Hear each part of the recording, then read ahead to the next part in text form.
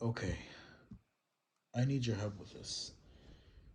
This isn't copy pasta. This is a long read, but I feel like my safety or well being could ever very well depend on this. This is a video game related, especially Majora's Mask. This is a creepiest shit that has ever happened to me in my entire life. Having said that, I recently moved into my dorm room, starting as a sophomore in college, and a friend of mine gave me his old Nintendo 64 to play. I was stoked to say at least. I could finally play all those old games of my youth that I haven't touched in at least a decade. His Nintendo 64 come with one yellow controller and a rather shoddy copy of Super Smash Bros. And while beggars can't be choosers, needless to say, it didn't take long until I became bored of beaming up level 9 CPUs. That weekend, I decided to drive around a few neighborhoods about 20 minutes or so off campus, hitting up the local garage sales, hoping to score on some good deals from ignorant parents. I ended up picking up a copy of a Pokemon Stadium, GoldenEye, fuck yeah, F Zero, and two other controllers for like $2. Satisfied, I was beginning to drive out in the neighborhood when one last house caught my attention. I still have no idea why it did. There's no cars there, and only one table was set up with a random junk on it. But something sort of drew me there. I usually trust my gut on those things. When I got out of the car, I was greeted by an old man. His outward appearance was displeasing. It was odd. If you ask me to tell you why I thought he was like displeasing, I couldn't really pinpoint anything. There's just something about him that put me on edge, though.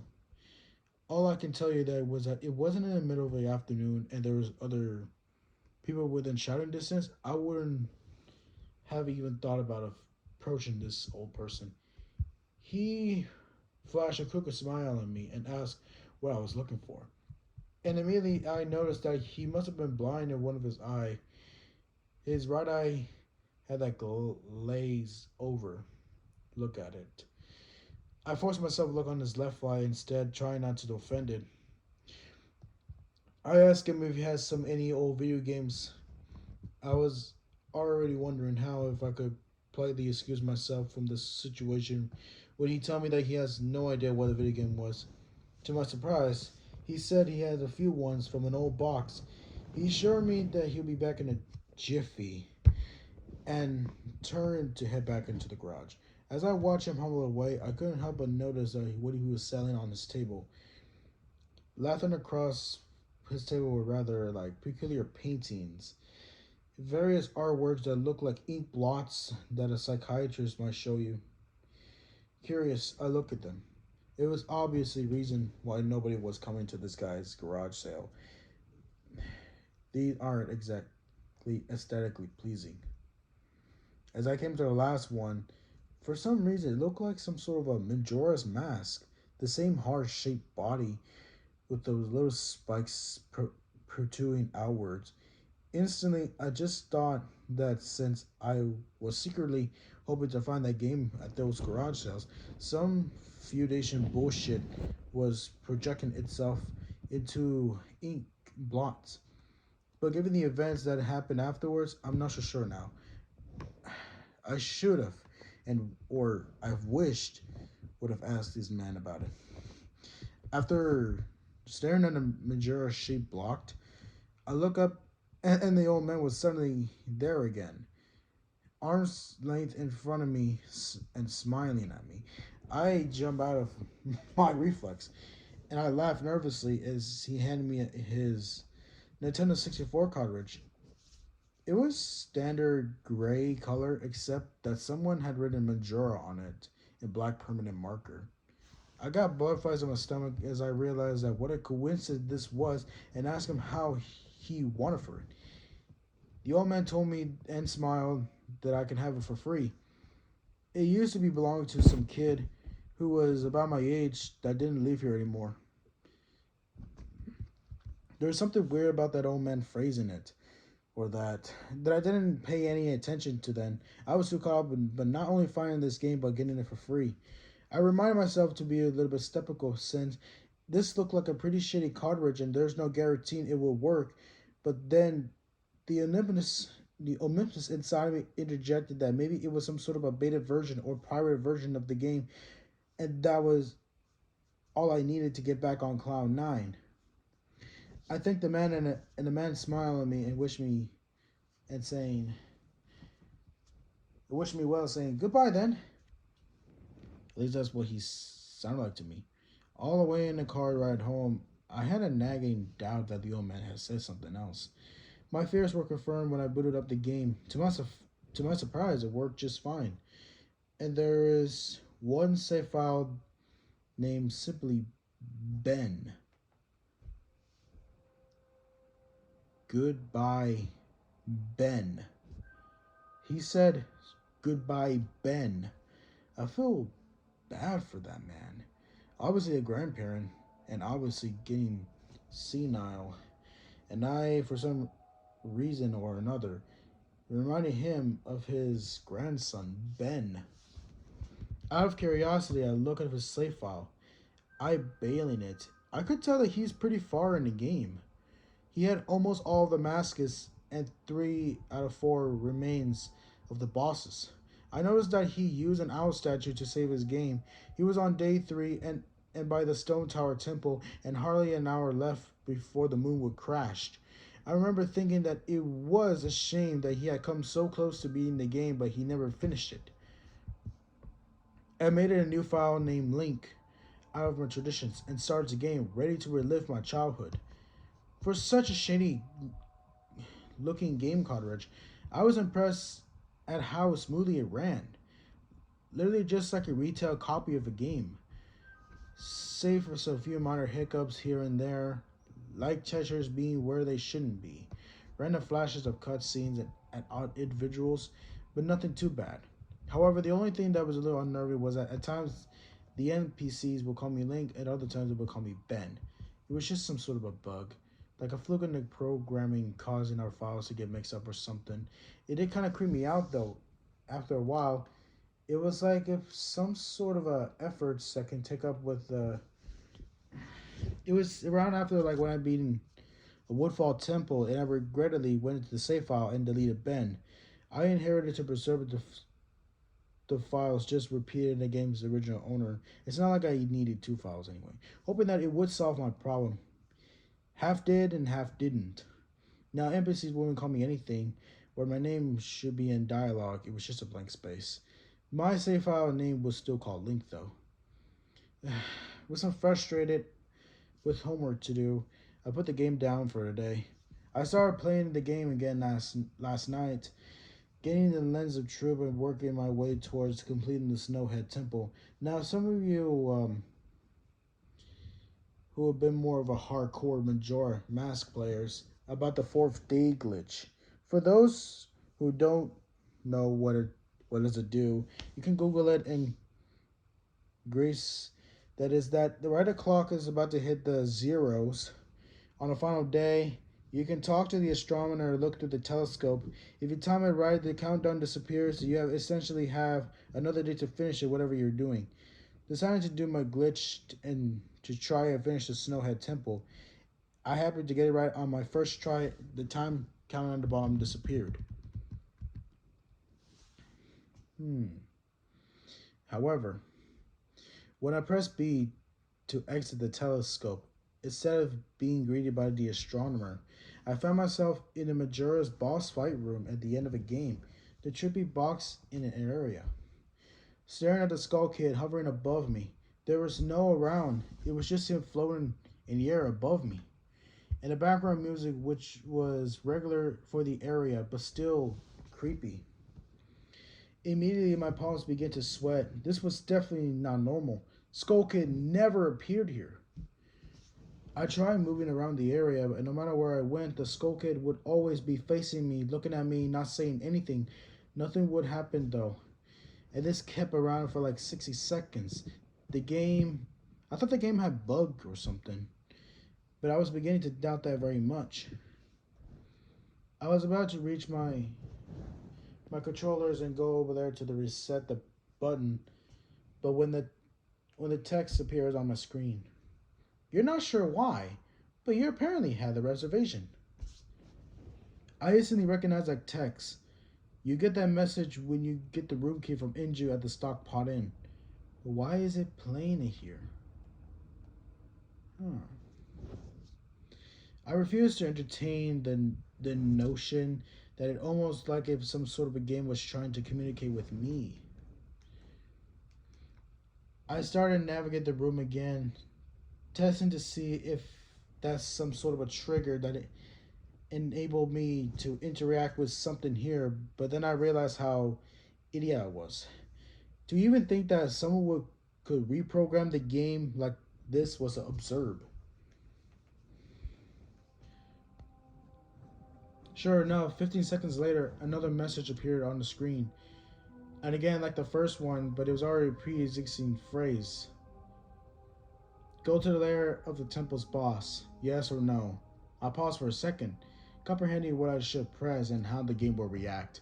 When I realized that I couldn't say no or select it.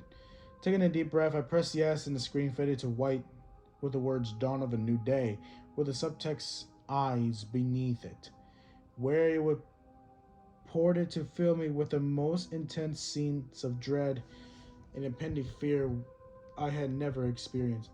The only way I could describe the only way I can describe the way I felt here was feeling more of inexplicable depression on a profound scale. I'm normally not a depressed person, but the way I felt here was feeling that I didn't know existed. It was such a twisted, powerful presence that seems to wash over me. I appeared in some kind of a weird twilight zone of Clocktown. I walked out of a clock tower as you normally do when you start from day one, only to find that all the inhabitants were gone. Usually, with a day 4 glitch, you can still find the guards and the dog runs around outside the tower, but this time they're all gone. What replaced them was the anomalous feeling that there was something out there in the same area as me, and it was watching me. I have 4 hearts in my name and the hero's bow. And at this point, I wasn't even considered for my avatar. I feel like that I was personally was in some kind of a danger. Perhaps the most chilling thing was the music. It was Song of Healing, but ripped from the straight game itself, but playing in reverse. The music would get louder, building up as if so if you would, just like building up as if you should expect something to pop out of you, but nothing ever did. And the constant loop began to wear on my mental state. Every now and then I would hear the first vein of laugh of Happy Max salesman in the background. Just quiet enough so I wasn't sure I was just hearing things, but loud enough to keep me determined to find him.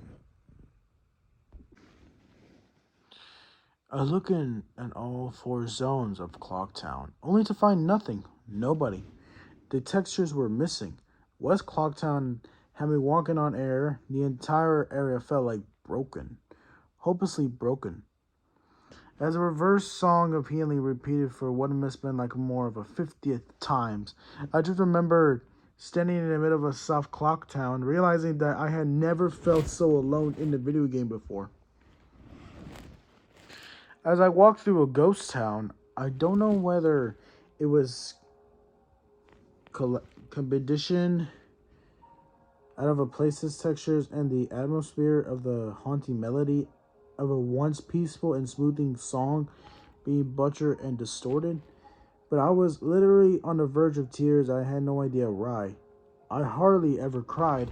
Something had gripped me here, and this powerful sense of depression was both foreign and crippling. I tried leaving Clocktown, but every time I attempted to zone out, the screen would fade to black and I would just zone in another part of a Clocktown. I tried using my ocarina. I wanted to escape, but I didn't want to be here. But every time I played a Song of Time or a Song of Soaring, it only said, "You know so far, but nothing happens." By this point, it was obvious the game didn't want me to leave. I had no idea why it was keeping me here. I didn't want to go inside the buildings. I felt that it would be too vulnerable there to wonder I was terrified of. I don't know why, but I came up with the idea maybe if I did drown myself in the laundry pool, I could spawn somewhere else and leave this place. As I zoomed in and run towards the pool, that's when it happened. Link grabbed his head and the screen flashed and the bare brief moments of a happy mask smiling at me. Me, not Link, with Skull Kid screaming playing in the background, and when the screen returned, I was staring at the Link statue, only from playing the song called Elegy of Emptiness. I screamed as this thing that just stared back at me with that haunting facial expression. I turned around and ran out and back into South Clocktown. And to my honor, that fucking statue followed me in. And the only way I could prepare is like the freaking weeping angels from Doctor Who. Every so often, at random individuals, the animation would play of the statue appearing behind me. It was like that thing was chasing me or haunting me. By this point, I was on the verge of hysterics, but not even once I did thought of turning off the console occurred to me. I don't know why I was so wrapped up in it. The terror felt so real. I tried to shake the statue, but it would literally appear right behind me every single time. Link began to make some weird animations. I had never seen him do that before. He would flail his arms around and spread randomly as the screen would cut to the happy mask salesman smiling again for a brief moment before I could face to face with that fucking statue again. I ended up running into the Swordmaster's dojo and ran into the back. I don't know why, but in my panic, I just wanted some kind of an assurance that I'm not alone in here. To my dismay, I found nobody. As I tried to leave, the statue cornered me in and cut me in the back. I tried attacking the statue with my sword, but to no avail. Confused and back into the corner, I just stared at the statue, waiting for it to kill me. Suddenly, the screen flashed again to the happy mask salesman, and Link turned to face my screen, standing upright, mirroring the statue, looking at me along with his copy. Literally staring at me. Whatever was left of the fourth wall was completely shattered when I ran out of the dojo, terrified. Suddenly, the game warped me into the underground tunnel, and the reverse song of healing queued up again. I was given a brief moment of rest before the statue started to appear behind me again, this time aggressively. I could only take a few steps before it could summon behind me again. I hurried and made my way out of a tunnel to appear in the southern Clocktown.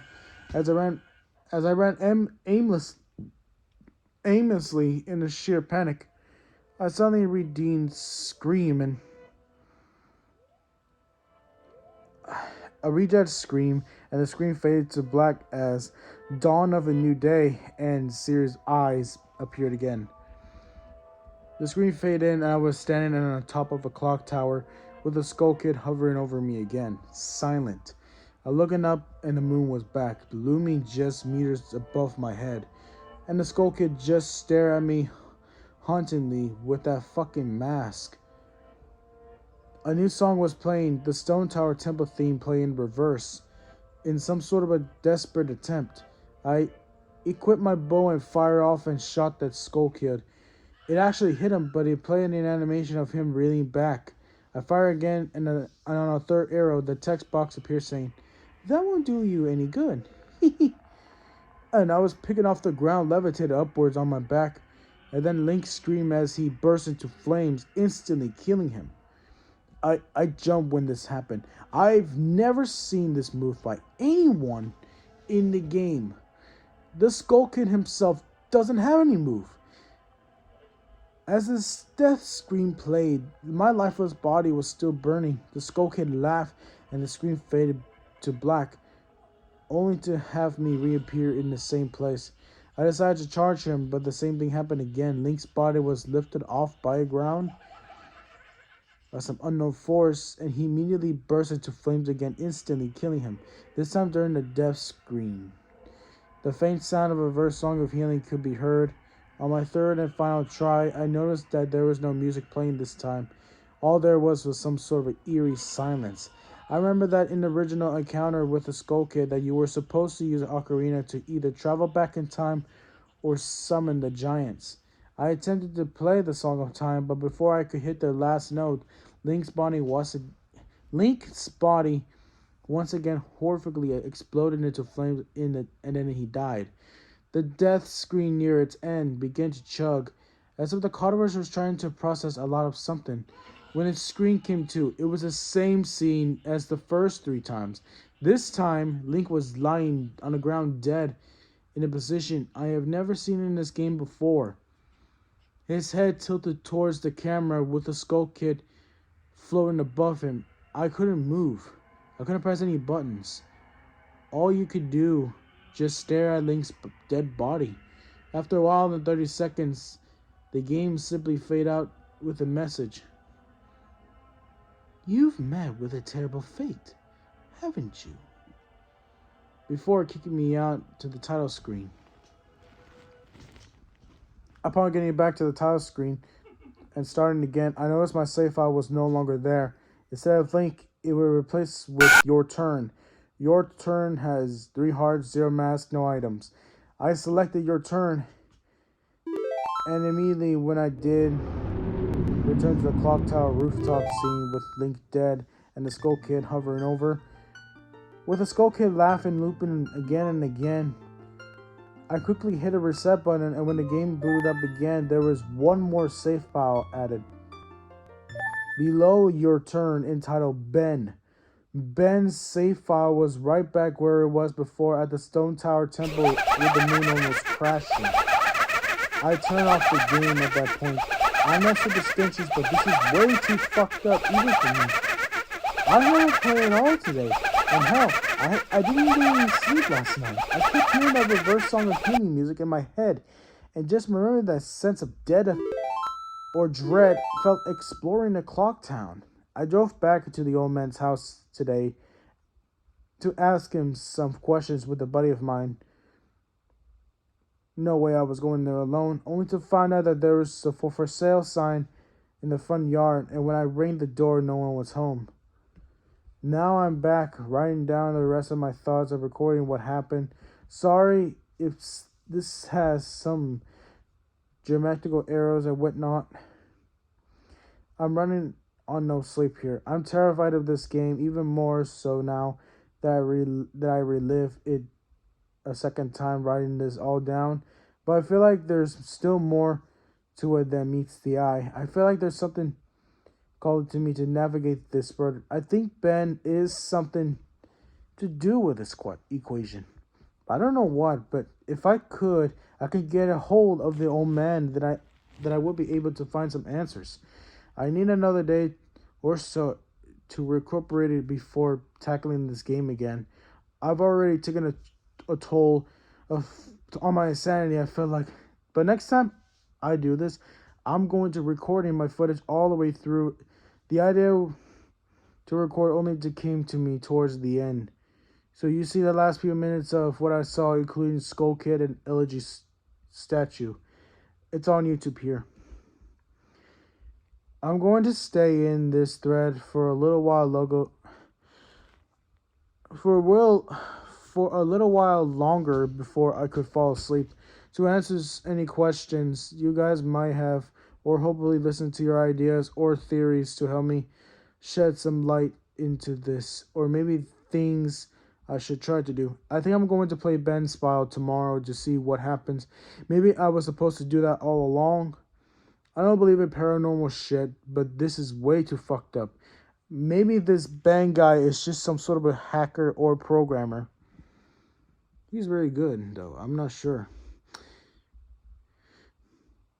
I don't want to think about the alternative if he isn't. That's the end of a copy and paste. I'm hoping that maybe this is some kind of a running gag the developers that had and that other people had given gag or hack copies of this game like this. this just really scares me.